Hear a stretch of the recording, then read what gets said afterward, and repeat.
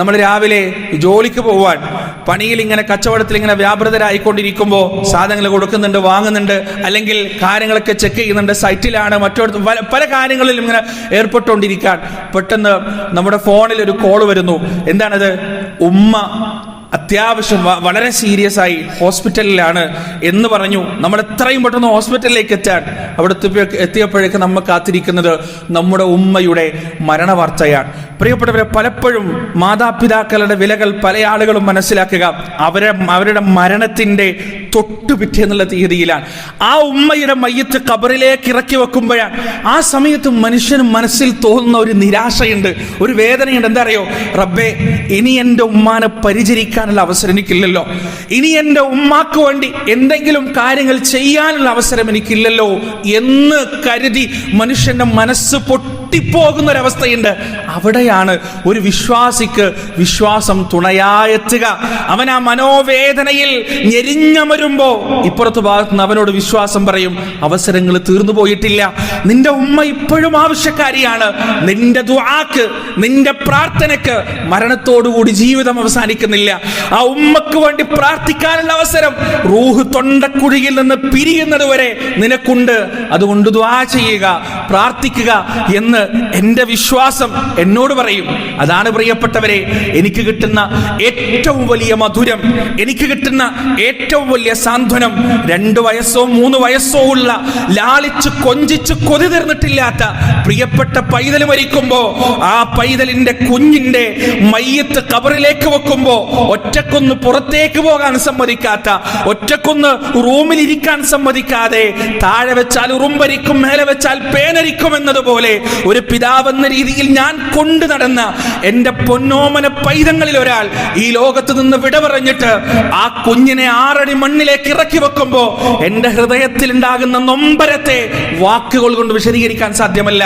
അവിടെയാണ് ഒരു വിശ്വാസിയുടെ മുന്നിലേക്ക് വിശ്വാസം തുണയായെത്തുന്നത്.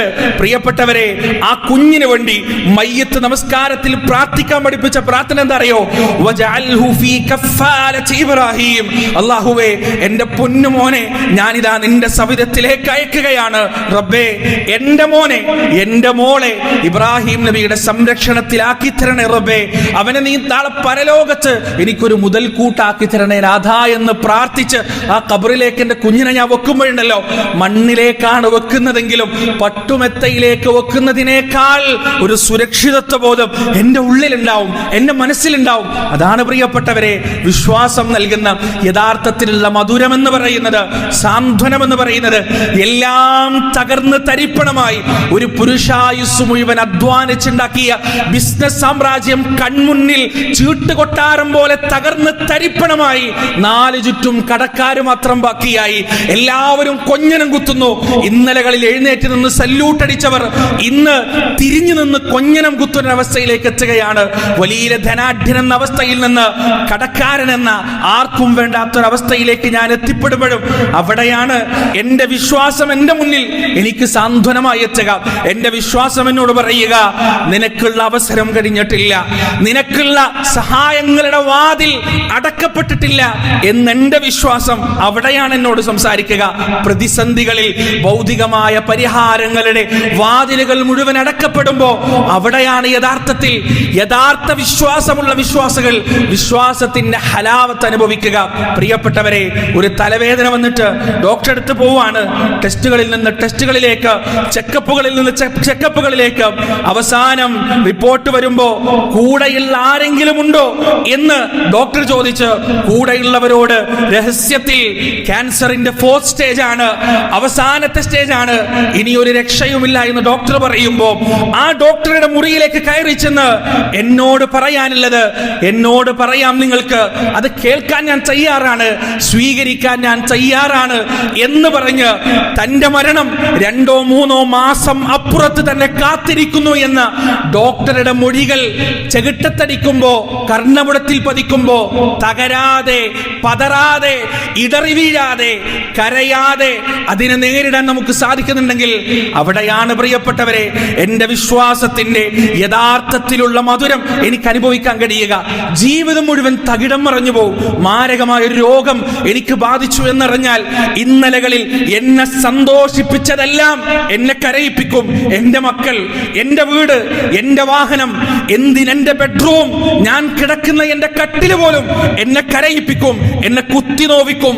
റബ്ബേ, അനുഭവിച്ചു കൊതി തീരുന്നതിന്റെ മുന്നേ ഇതെല്ലാം ഇവിടെ അവസാനിപ്പിച്ച്, എല്ലാം ഇവിടെ അവശേഷിപ്പിച്ച് നിന്നിലേക്ക് മടങ്ങി വരണല്ലോ റബ്ബേ എന്ന വേദന, ആ ഒരു ചിന്ത എന്റെ മനസ്സിനെ വേദനിപ്പിക്കും. എന്നാൽ എന്റെ പ്രിയപ്പെട്ടവരെ, ആ മനുഷ്യന്റെ ഹൃദയത്തിൽ യഥാർത്ഥത്തിലുള്ള വിശ്വാസമുണ്ടെങ്കിൽ അയാളെ സംബന്ധിച്ചിടത്തോളം ഈ ബെഡ്റൂം പോയാൽ ഇതിനേക്കാൾ നല്ലൊരു ബെഡ്റൂം എന്നെ കാത്തിരിക്കുന്നുണ്ട്, ഈ വീട് പോയാൽ ഇതിനേക്കാൾ നല്ലൊരു വീട്, ഈ ജീവിതം അവസാനിച്ചാൽ ഇതിനേക്കാൾ സുന്ദരമായ, ഇതിനേക്കാൾ സൗന്ദര്യമുള്ളൊരു ജീവിതം എന്നെ കാത്തിരിക്കുന്നുണ്ട് എന്ന ചിന്തയാണ്. അവിടെയാണ് വിശ്വാസികൾക്ക് യഥാർത്ഥത്തിൽ മധുരം, വിശ്വാസത്തിന്റെ മധുരം അനുഭവിക്കാൻ കഴിയുക. ഇന്നലെയും നമുക്ക് നടക്കുന്ന ചർച്ചകളിൽ പല യുക്തിവാദികളും സോഷ്യൽ മീഡിയകളിൽ പോസ്റ്റ് ഇടാറുണ്ട്, മനുഷ്യനെ നശിപ്പിക്കുന്ന ഏറ്റവും വലിയ രോഗം എന്ന് പറയുന്നത് മതവിശ്വാസമാണ്. അല്ല, അതവൻ അനുഭവിക്കാത്തത് കൊണ്ടാണ്. അവന് ജീവിതത്തിൽ ഒരു പ്രതിസന്ധി വന്നാൽ, വേണ്ടപ്പെട്ടവർ ഈ ലോകത്ത് നിന്ന് വിട പറഞ്ഞു പോയാൽ, അവനെ സംബന്ധിച്ചിടത്തോളം ആ വേദനയിൽ നിന്ന് ഒരിറ്റാശ്വാസം അവന് നൽകാൻ ഒന്നുമില്ല പ്രിയപ്പെട്ടവരെ, ഒന്നുമില്ല. അതുകൊണ്ടാണ് പുറമെ വിശ്വാസിയും ഉള്ളിൽ അവിശ്വാസിയുമായ പല ആളുകളും സാമ്പത്തിക കുരുക്കുകളിൽ പെടുമ്പോ ഒരു തുണ്ട് കയറിൽ ജീവൻ ഒടുക്കുന്നത് 2 ഗുളികകൾ വാങ്ങിക്കഴിച്ച് ഈ ലോകത്ത് നിന്ന് യാത്രയാകുന്നത്. അതുകൊണ്ടാണ് ഒരു വിശ്വാസിയെ സംബന്ധിച്ചിടത്തോളം ആ ഒരു ഗതികേട് അവർ ജീവിതത്തിൽ ഒരിക്കലും ഉണ്ടാവില്ല. ഇതവൻ സ്വന്തം അനുഭവിക്കുന്ന വിശ്വാസത്തിന്റെ ഗുണങ്ങളാണ്. അത് മാത്രമാണ് ഗുണം, ഒരിക്കലുമല്ല. ഒരു യഥാർത്ഥ വിശ്വാസിയെ കൊണ്ട് സമൂഹത്തിനുണ്ടാകുന്ന ഗുണം എന്തൊക്കെയാണ്? 2015 ക്യാൻസർ രോഗം ബാധിച്ച് ബ്ലഡ് ക്യാൻസർ ആണെന്ന് തന്നോട് പറഞ്ഞ മെഡിക്കൽ സയൻസിന്റെ മുന്നിൽ അത്ഭുതങ്ങൾ തീർത്തൊരു യുവാവ് അലി ബനാത്ത്, അദ്ദേഹത്തിന് അസുഖം വന്നപ്പോൾ അദ്ദേഹം അടിച്ചുപൊളിയുടെ ആളായിരുന്നു, ജീവിതം മുഴുവൻ ആസ്വദിക്കണമെന്ന് പറയുന്ന ഒരു മനുഷ്യനായിരുന്നു. പക്ഷെ അദ്ദേഹത്തിന് അസുഖം വന്നപ്പോ അദ്ദേഹത്തോട് മെഡിക്കൽ സയൻസ് ഇനി എണ്ണിക്കണക്കാക്കിയ മാസങ്ങൾ മാത്രമേ നിങ്ങൾക്ക് ബാക്കിയുള്ളൂ എന്ന് അദ്ദേഹത്തോട് പറഞ്ഞപ്പോ അദ്ദേഹം എന്താ ചെയ്തത്? ഇനിയുള്ള കാലം സമ്പാദിച്ച സമ്പാദ്യം മുഴുവൻ മാക്സിമം എൻജോയ് ചെയ്തിട്ട് ഞാൻ ഈ ലോകത്തിന് പോവുള്ളൂ എന്ന് അദ്ദേഹം തീരുമാനിച്ചില്ല. മറിച്ച് ഈ ലോകമോ അവസാനിച്ചു, വരാനിരിക്കുന്ന അവസാനിക്കാത്ത ലോകത്തില് എനിക്ക് എന്തെങ്കിലും സമ്പാദ്യം ഉണ്ടാവണം എന്നോർത്ത് പണിയെടുത്ത് പാടുപെട്ട് പരിശ്രമിച്ച ഒരു അലി ബനാത്തിനെയാണ് നമുക്ക് കാണാൻ സാധിക്കുക. നേരെ മറിച്ച് ആ സ്ഥാനത്ത് ഒരു അവിശ്വാസിയായിരുന്നെങ്കിലോ, ഒരു നിഷേധിയായിരുന്നെങ്കിലോ, ഞാൻ ഉണ്ടാക്കിയ സമ്പാദ്യം, എന്റെ സമ്പാദ്യം, അത് ഞാൻ പരമാവധി അനുഭവിക്കട്ടെ, കള്ളും ലഹരിയും പെണ്ണും അടിച്ചുപൊളിയുമായി ഈ ജീവിതം അവസാനിക്കുന്നതിന് മുന്നേ അത് പരമാവധി എനിക്ക് അനുഭവിക്കേണ്ടതുണ്ട് എന്ന ഒരു ത്വരയുമായിട്ടാണ് അവൻ ഇറങ്ങുക. എന്നാൽ അനുഭവിക്കാൻ കഴിയോ? അനുഭവിക്കാനൊട്ട് കഴിയുകയുമില്ല. ഒരു വിശ്വാസിയെ കൊണ്ട് സമൂഹത്തിന് കിട്ടുന്ന ഗുണം ചെറുതല്ല പ്രിയപ്പെട്ടവരെ. മഹാനായ അബൂബക്കർ സിദ്ദീഖ് റളിയല്ലാഹു അൻഹു 4 സ്ത്രീ അടിമകളെയും 4 പുരുഷ അടിമകളെയുമാണ് മോചിപ്പിച്ചത്. എന്തിനാ മോചിപ്പിച്ചത്? നാളെ അവര് തന്നെ കാണുമ്പോ സല്യൂട്ട് അടിക്കാനല്ല, എഴുന്നേറ്റിക്കാനല്ല, മടക്കുത്തയച്ച് തൊപ്പി അഴിച്ച് ഇങ്ങനെ ഓക്കാനിച്ച് നിൽക്കാനല്ല. റസൂലുള്ളാഹി സ്വല്ലല്ലാഹി അലൈഹി വസല്ലം മരിച്ചപ്പോ മദീനയിൽ നിന്ന് നാടുവിടാൻ തയ്യാറായി നിൽക്കുന്ന ബിലാലിനോട് തോളത്ത് കൈവച്ചിട്ട് അബൂബക്കർ സിദ്ദീഖ് ചിലത് പറയുന്നുണ്ട്, ബിലാൽ നീ പോയാൽ എങ്ങനെയാണ്? അള്ളാന്റെ റസൂലിന്റെ ദിനചര്യകളിൽ ഒഴിച്ചുകൂടാൻ പറ്റാത്ത ഒരാളായിരുന്നു ബിലാലെ നീ ഇന്ന് പോയാൽ എങ്ങനെയാണ്? ബിലാൽ റളിയല്ലാഹു അൻഹു അബൂബക്കർ സിദ്ദീഖിനോട് തിരിച്ചു ചോദിച്ചൊരു ചോദ്യമുണ്ട്. എന്താണെന്നറിയോ? അമീറുൽ മുഅ്മിനീൻ, നിങ്ങൾ എന്നെ ഉമയ്യത്തിന്റെ കയ്യിൽ നിന്ന് പണം കൊടുത്ത് മോചിപ്പിച്ചത് അങ്ങ് പറയുന്നത് പോലെ അനുസരിക്കാനാണെങ്കിൽ, അങ്ങയുടെ കീഴിൽ നിൽക്കാനാണെങ്കിൽ ഞാൻ ഈ മദീനയിൽ നിൽക്കാം. അതല്ല, അള്ളാഹുവിന്റെ തൃപ്തിക്ക് വേണ്ടിയാണ് അങ്ങനെ മോചിപ്പിച്ചതെങ്കിൽ, ഈ പ്രവാചകന്റെ പാദസ്പർശമുണ്ടായി അള്ളാന്റെ റസൂലിന്റെ ഓർമ്മകൾ ഓരോ നിമിഷത്തിലും ഇളക്കിവിടുന്ന മദീനയിൽ നിൽക്കാൻ നിങ്ങൾ എന്നെ നിർബന്ധിക്കരുതെന്ന് പറഞ്ഞപ്പോ അബൂബക്കർ സിദ്ദീഖ് ബിലാലിന്റെ സാമീപ്യം അങ്ങേയറ്റം ആഗ്രഹിച്ചിട്ടും അദ്ദേഹം പറഞ്ഞ മറുപടി എന്താ അറിയോ?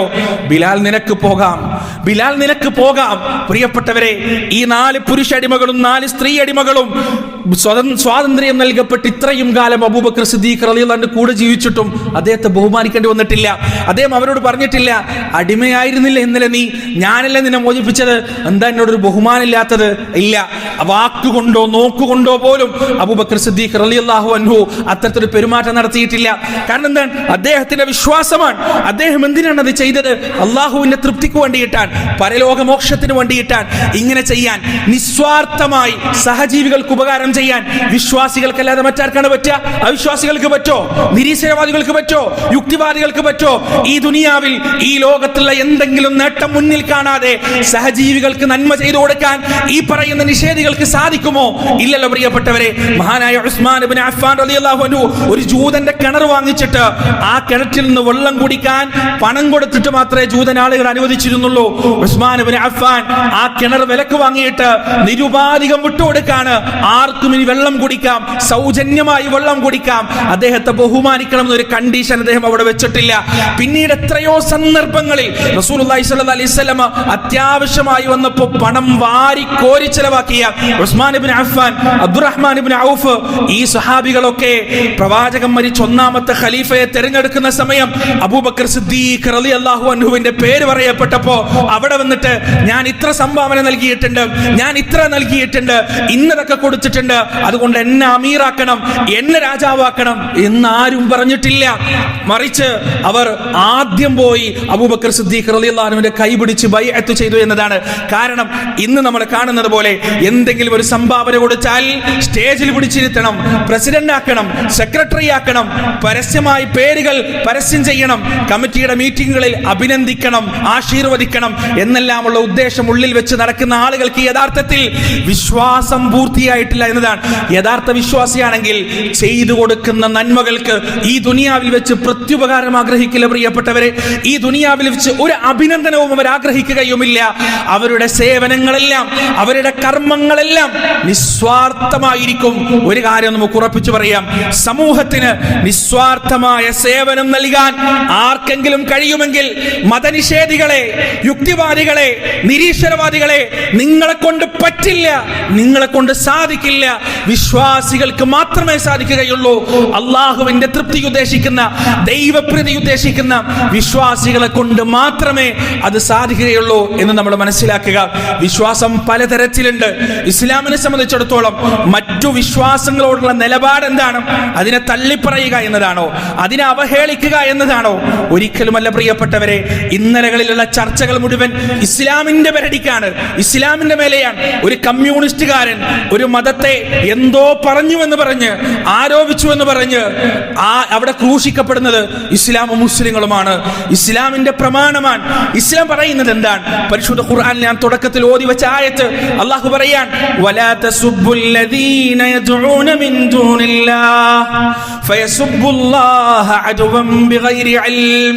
അല്ലാഹു അല്ലാത്തവരെ വിളിച്ചു പ്രാർത്ഥിക്കുന്നവരുടെ ദൈവങ്ങളെ നിങ്ങൾ തെറി പറയാൻ പാടില്ല, അവരെ അവഹേളിക്കാൻ പാടില്ല, അവരെ ഇകഴ്ത്താൻ പാടില്ല, അപമാനിക്കാൻ പാടില്ല. ഇത് ഖുർആനിന്റെ അധ്യാപനമാണ്.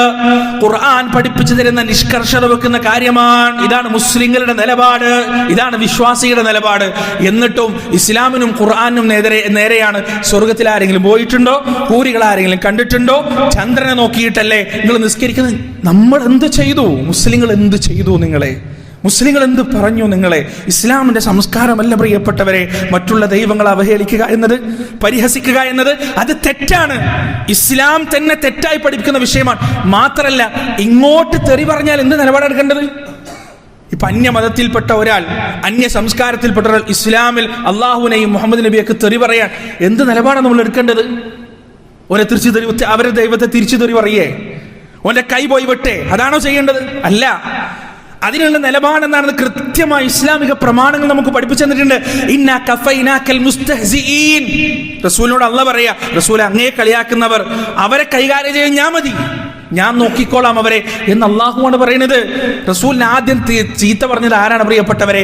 തബ്ബല്ലക യാ മുഹമ്മദ് അലിഹാദാ ജമഅതനാ എന്ന് പറഞ്ഞ് റസൂലെ നീ നശിക്കട്ടെ, മുഹമ്മദെ നീ നശിക്കട്ടെ സ്വല്ലല്ലാഹു അലൈഹി വസല്ലം എന്ന് പറഞ്ഞ് ആദ്യമായി റസൂലിനെ തെറി പറഞ്ഞ അബൂലഹബിന്റെ നാവ് മുറിച്ചു കൊണ്ടുവരാൻ റസൂൽ സഹാബത്തിനോട് പറഞ്ഞോ? ഇല്ല. അങ്ങനെ ഒരു സംസ്കാരം ഇസ്ലാമിൽ ഉണ്ടോ? ഇല്ല. അത് അനുവദനീയമാണോ? അല്ല. അങ്ങനെ ചെയ്താൽ എന്താണ് അവന്റെ വിധി? അവന് കുറ്റം കിട്ടും, ശിക്ഷ കിട്ടും റബ്ബിന്റെ കയ്യിൽ നിന്ന്, ഒരു സംശയമില്ല. പ്രിയപ്പെട്ടവരെ, ഇസ്ലാമിന്റെ ഈ യഥാർത്ഥ നിലപാടിൽ നിന്ന് ചില ആളുകളെങ്കിലും തെറ്റി മാറി ചിന്തിച്ചത് കൊണ്ടാണ് ഒരു കാലഘട്ടത്തിൽ മുഹമ്മദ് റസൂലുള്ളാഹിന്റെ പേരിന്റെ കൂടെ പച്ചത്തെറി എഴുതി വെച്ച ഒരു അധ്യാപകൻ ഇന്നും ചാനലിൽ ഇരുന്നു കൊണ്ട് ഈ പറയുന്ന വർഗീയത വിളമ്പുന്നത്. ഇന്ന് അയാൾ പറയുന്നതെല്ലാം ഒരു ഇരയുടെ വാദമാണ്. അയാളെ ക്വസ്റ്റ്യൻ പേപ്പർ ഉണ്ടാക്കിയ ആ സമയത്ത് കേരളക്കാരെ മുഴുവൻ അയാൾ വിമർശിച്ചു. അയാളുടെ വർഗീയതയ്ക്കെതിരെ കേരളം മുഴുവൻ പരിതപിച്ചു. എല്ലാവരും അയാൾ കുറ്റം പറഞ്ഞു. ഇന്ന് അയാൾ ഇരയാണ്. അതിനുള്ള സാഹചര്യം ഉണ്ടാക്കി കൊടുത്തതാരാണ്?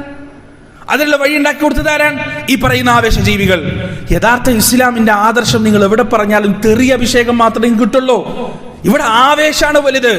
നിസ്കരിക്കാൻ പള്ളിയിലേക്കൊന്നും വരില്ല, സുബഹിസ്കരിക്കാൻ വരില്ല, കൃത്യമായി ജമാഅത്തും നിസ്കരിക്കൂല, സക്കാത്തും കൊടുക്കൂല, സിനിമയും കാണും, പാട്ടും കേൾക്കും, മ്യൂസിക്കും എല്ലാം കേൾക്കും. പക്ഷെ ആവേശാണ്. ആവേശത്തിനെതിരെ എന്തെങ്കിലും പറഞ്ഞു പോയാൽ പ്രിയപ്പെട്ടവരെ, ഞാൻ അടക്കം ഉള്ള പല ദായിമാരും ഈ അടുത്ത ദിവസങ്ങളിലായി ഫേസ്ബുക്കിൽ പുളിച്ച തെറി കേട്ടുകൊണ്ടിരിക്കുകയാണ്. കമന്റുകളിലൂടെയും ഇൻബോക്സുകളിലൂടെയും. എന്താണ്? ഇസ്ലാമിന്റെ യഥാർത്ഥ നിലപാട് പറഞ്ഞതാണ്.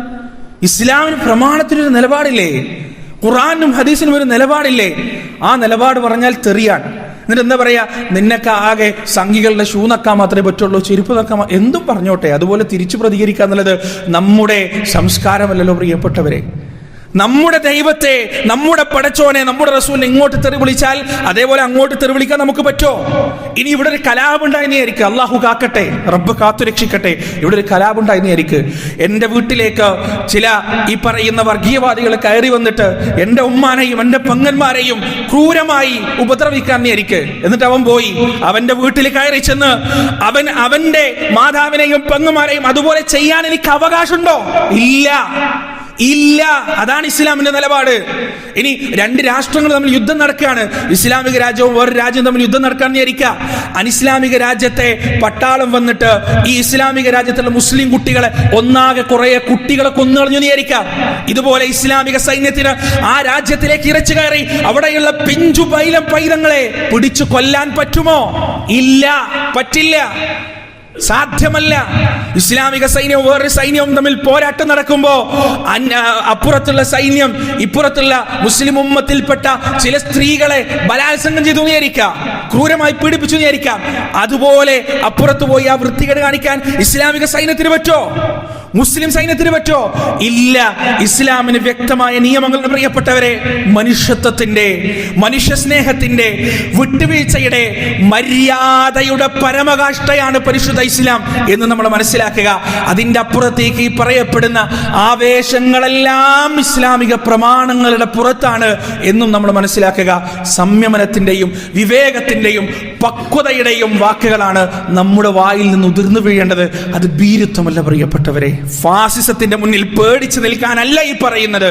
റസൂലും സ്വഹാബത്തും എടുത്ത നിലപാട്, മൂസാ നബിയും അദ്ദേഹത്തിന്റെ സഹോദരൻ ഹാറൂൻ നബിയും എടുത്ത നിലപാട്, മുൻകാലഘട്ടത്തിലെ പ്രവാചകന്മാർ മുഴുവനും സ്വീകരിച്ച നിലപാട്, ആ നിലപാടാണ് നമ്മൾ സ്വീകരിക്കേണ്ടത്. ആ നിലപാടാണ് യഥാർത്ഥത്തിൽ ഇസ്ലാമിന്റെ നിലപാടെന്ന് മനസ്സിലാക്കുക. റബ്ബ് സുബ്ഹാനഹു വ തആല പ്രാമാണികമായ നിലപാടിന്റെ കൂടെ ഉറച്ചു നിൽക്കാനുള്ള തൗഫീഖ് നമുക്ക് ഏവർക്കും നൽകുമാറാകട്ടെ. വനസ്തഗ്ഫിറുല്ലാഹ ലി വലക്കും വഅൻ ജമീഇൽ മുസ്ലിമീന അജ്മഈൻ വനസ്തഗ്ഫിറൂഹു ഇന്നഹു هو الغفور الرحيم.